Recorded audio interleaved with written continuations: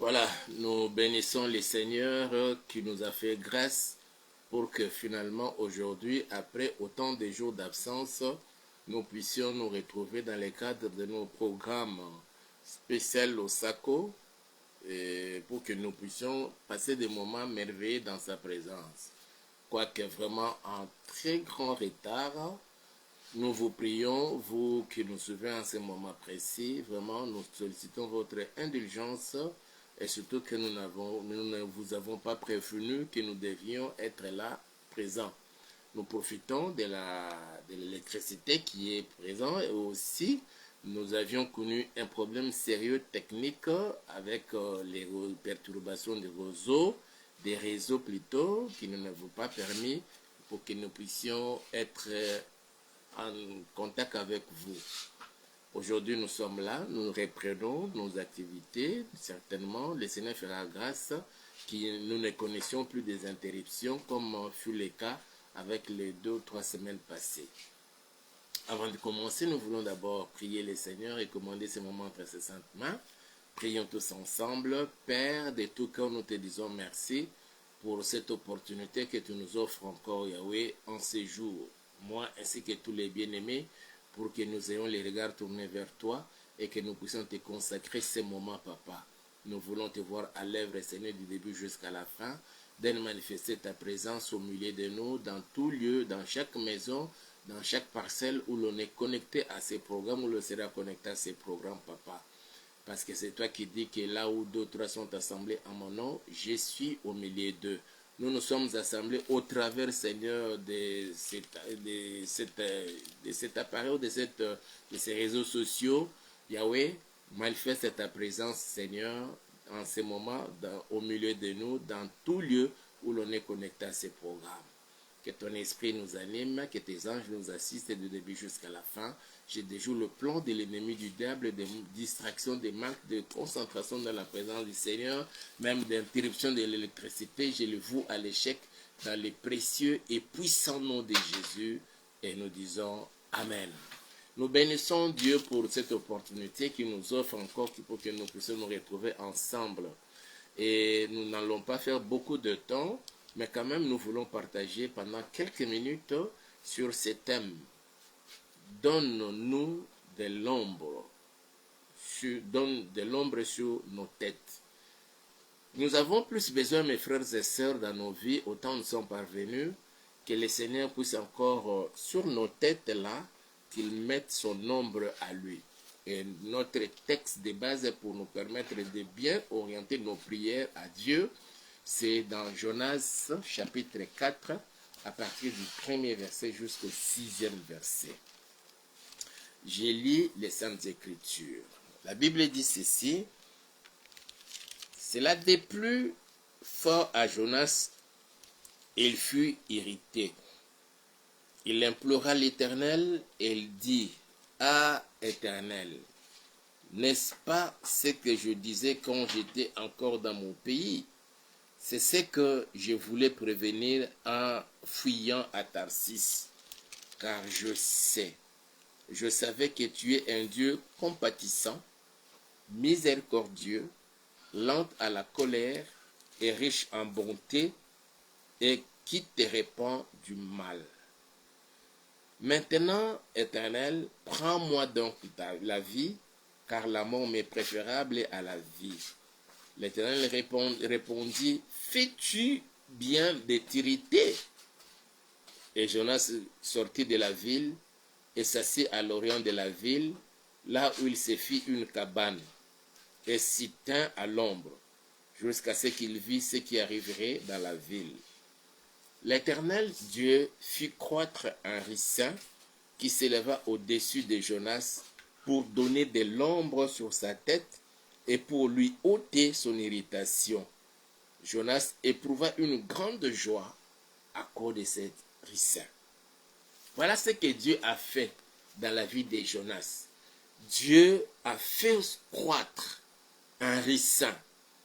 Et ce ricin-là, juste aux côtés de Jonas, et lui a donné de l'ombre sur la tête de Jonas. C'est-à-dire qu'il faisait très chaud. Et certainement, le soleil était accablant.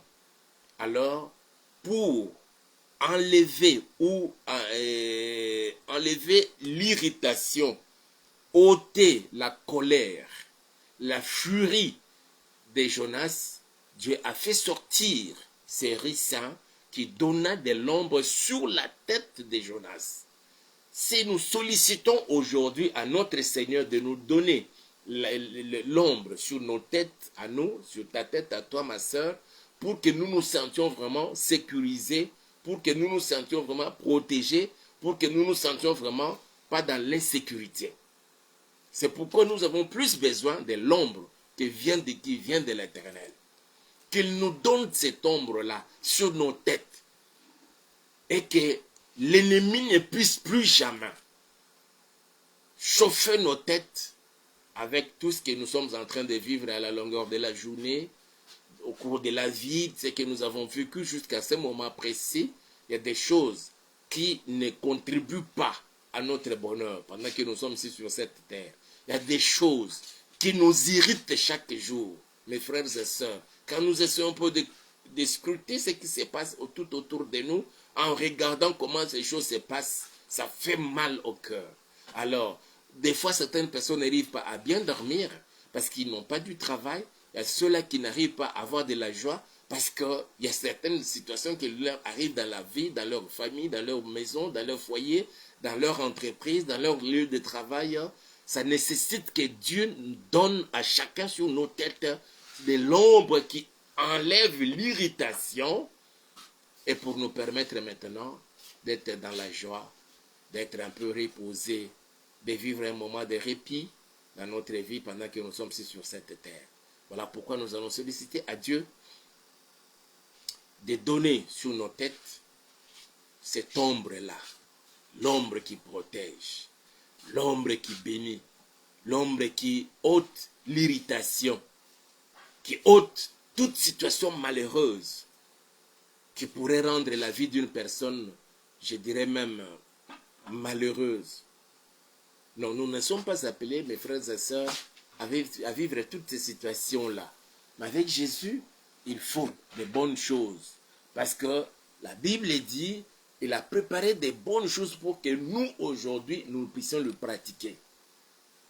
Alors, pour que cela arrive, nous avons plus besoin qu'il nous donne sur nos têtes son ombre à lui. Que mon Dieu désormais te prenne et te place sous l'ombre de sa protection.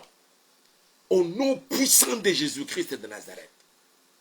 Nous allons demander à Dieu de placer son ombre sur nos vies, sur nos femmes, sur nos maris, sur nos parents, sur nos enfants, filles et garçons, qu'ils soient des bébés ou déjà âgés, que le Seigneur leur donne de son ombre sur leur tête. Pourquoi cette ombre-là? Pour ôter l'irritation, pour ôter les malheurs, pour ôter la malédiction, pour ôter l'envoûtement, pour ôter les blocages, pour ôter la maladie. Nous avons plus besoin de l'ombre de Dieu sur nos têtes, sur nos vies, sur nos maisons. Quand nous nous promenons, quand nous marchons même à pied, nous avons plus besoin de cette ombre-là.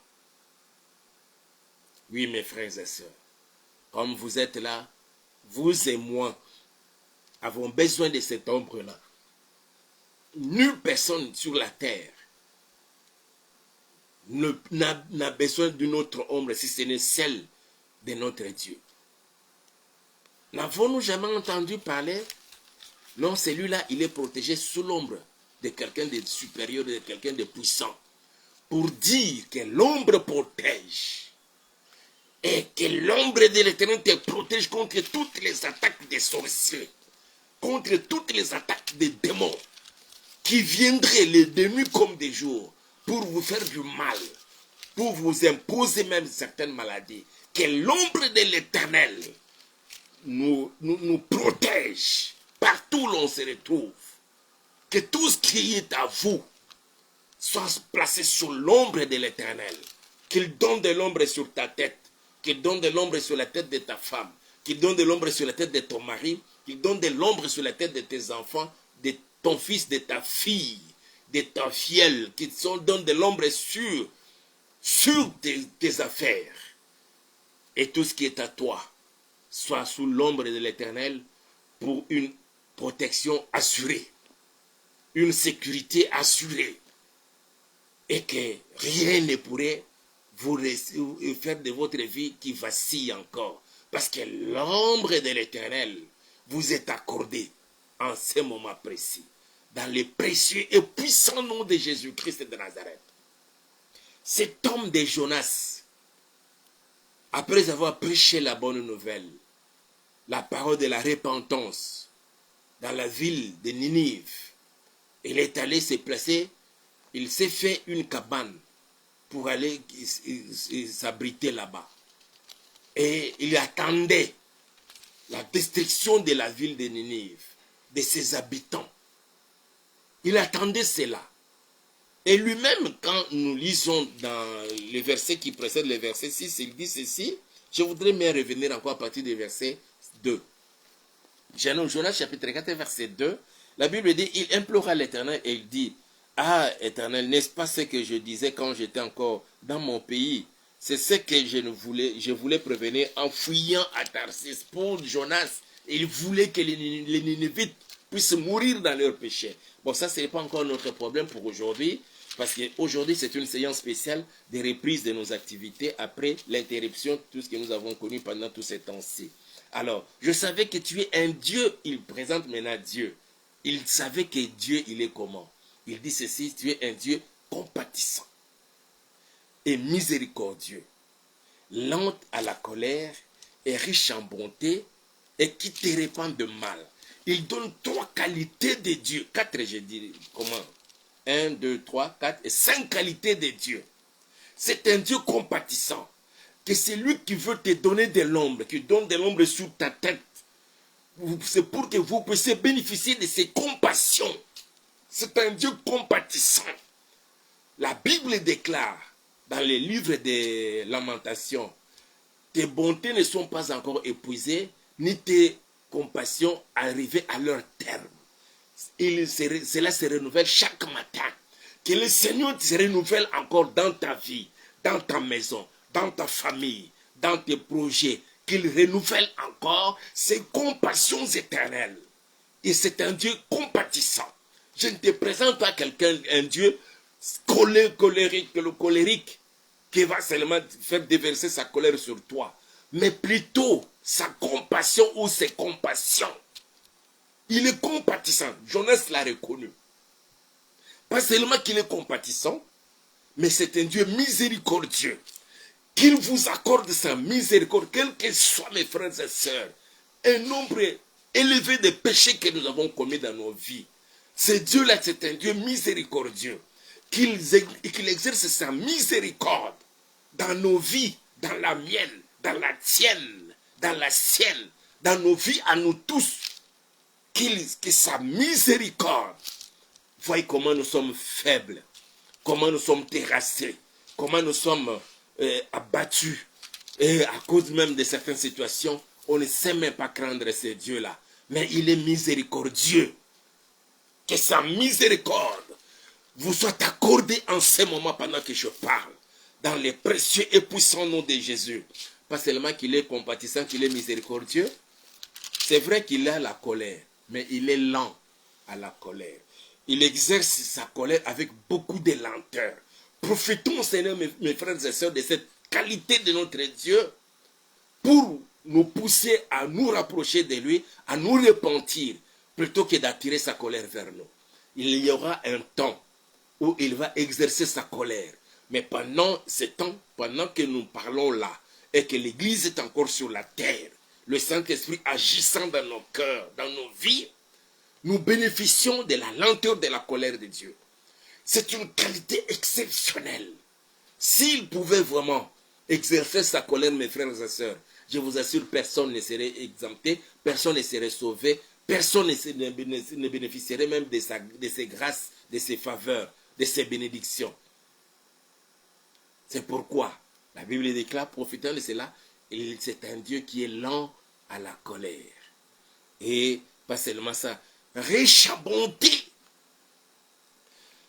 La Bible déclare, il fait grâce et il fait surabonder sa grâce et sa bonté. Que cette bonté surabonde encore. Que les bontés de l'Éternel surabondent dans vos cœurs, dans vos vies et dans tout ce que vous entreprenez. Au nom puissant de Jésus-Christ de Nazareth. Pas seulement ça, et qui te répand du mal. C'est-à-dire que s'il s'était décidé de nous faire du mal ou de vous faire du mal, mais il peut se repentir. Il peut changer d'opinion. Il peut changer de position. Dire que désormais, je ne peux pas chercher à détruire mon fils. Je ne veux pas chercher à détruire ma fille. Je ne veux pas perdre mon héritage. Dieu se répand. Un jour, il a décidé de détruire le monde avec l'eau de la pluie. Et c'était le déluge. Mais Noé a trouvé grâce devant le Seigneur.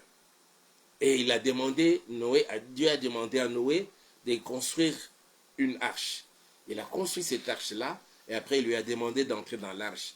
Après les déluges, et le déluge est venu, le déluge est passé. Après le déluge, Dieu a demandé à Noé de sortir de l'arche. Noé est sorti de l'arche avec toute sa famille et tout ce qui était avec lui, les animaux, les oiseaux, les poissons qui étaient avec lui dans l'arche. Alors, il a présenté une offrande d'action de grâce, de remerciement, de reconnaissance à Dieu de l'avoir préservé du mal.